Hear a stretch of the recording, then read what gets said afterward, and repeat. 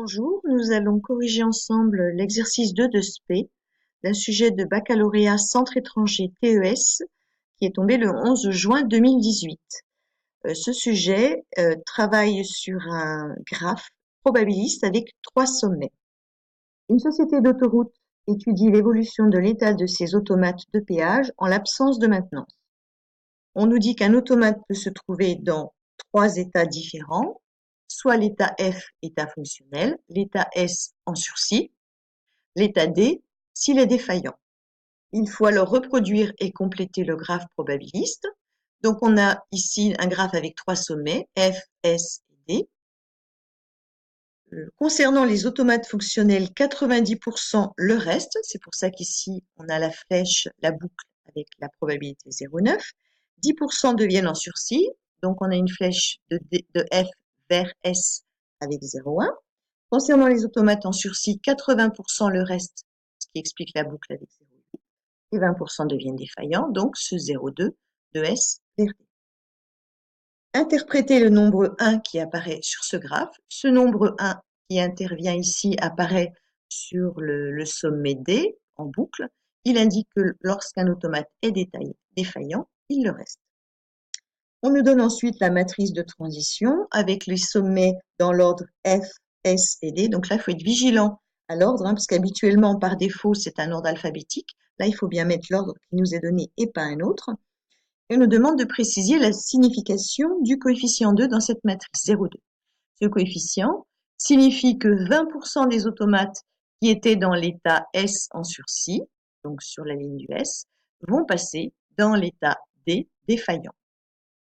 Ensuite, dans la question 2, on introduit des probabilités nouvelles, donc Fn, Sn, Dn, probabilité qu'un automate soit fonctionnel le nème jour, ou en sursis ou défaillant, et donc on associe un état Pn, un état probabiliste du nème jour. On précise enfin que l'état initial est P0 égale 1, 0, 0.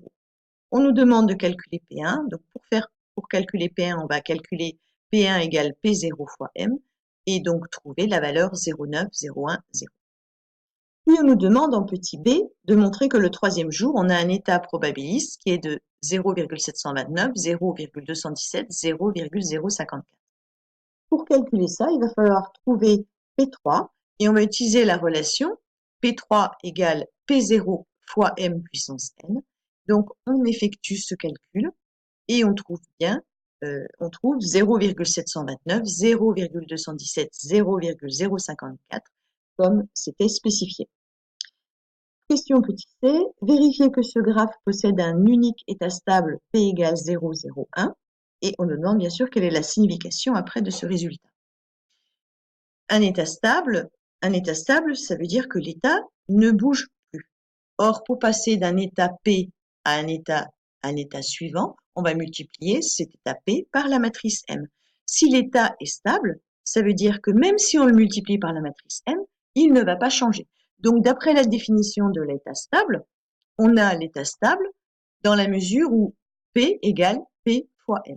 Donc, on va poser P égale X, Y, Z, et on va faire la multiplication. On va écrire P égale P fois M, et on fait la multiplication des deux matrices, qui fait qu'on aboutit à un système où le premier terme ici de P est égal au premier terme de la matrice résultat du produit P fois M. On en trouve donc X égale 0,9X, Y égale 0,1X plus 0,8Y, Z égale 0,2Y plus Z.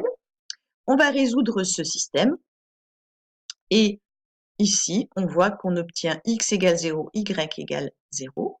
Et pour trouver Z, eh bien, on va introduire en plus la condition X plus Y plus Z égale 1, puisque P est un état probabiliste, et dans un état probabiliste, la somme des probabilités est égale à 1, ce qui nous permet de trouver Z égale 1, et donc d'aboutir à l'état stable P égale 0, 0, 1, donc qui est ce qu'il fallait démontrer.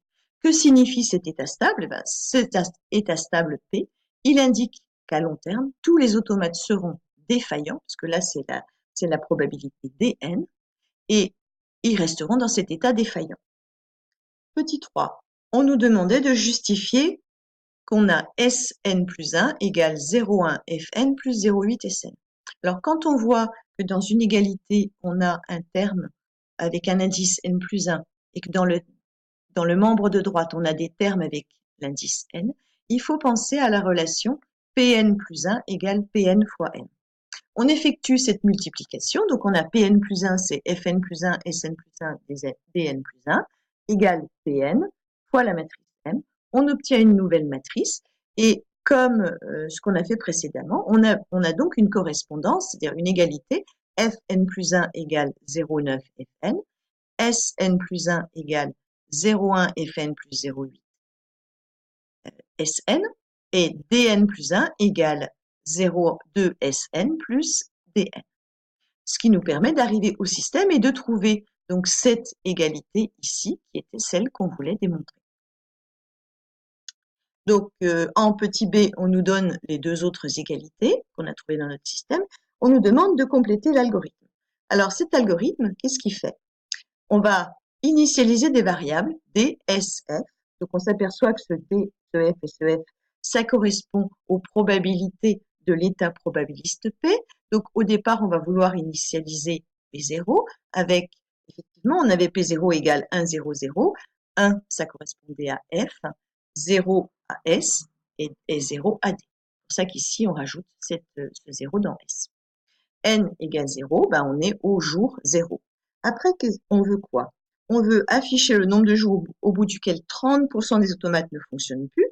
Ça veut dire qu'on a Dn qui est supérieur ou égal à 0,3. Donc, tant que D est inférieur ou égal à 0,3, on va calculer les états probabilistes Pn suivants. Donc, pour calculer le prochain D, pour calculer Dn plus 1, on va faire 0,2 fois S plus D, qui était ce qu'on avait trouvé ici dans la relation dans notre système précédent.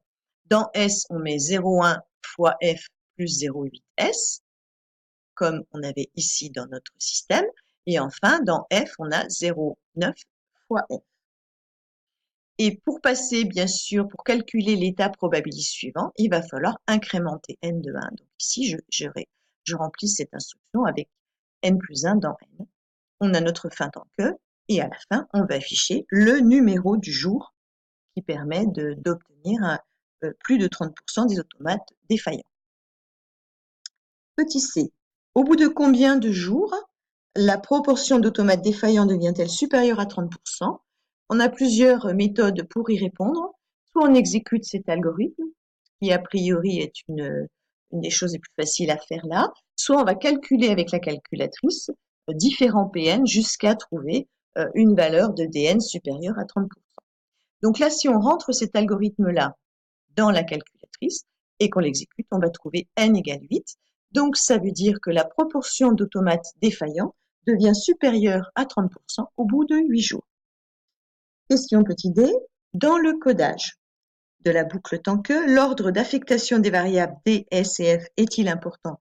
En effet, l'ordre est important ici parce qu'il faut calculer la valeur de S avant de calculer une nouvelle valeur de F. Je m'explique. Ici, dans notre boucle tant que, on calcule D, donc ça va dépendre des valeurs de S et de D. Si j'ai mis l'instruction avec S avant, ben la valeur de D ne contiendra plus la valeur de S à l'étape N, mais elle contiendra une nouvelle valeur de S. Donc il faut bien calculer d'abord D, après on peut modifier D, ça n'a pas d'importance, après on calcule F, et après on calcule S, pardon, et après on calcule F. Voilà, je vous souhaite de bonnes révisions et n'hésitez pas à poser vos questions si vous en avez.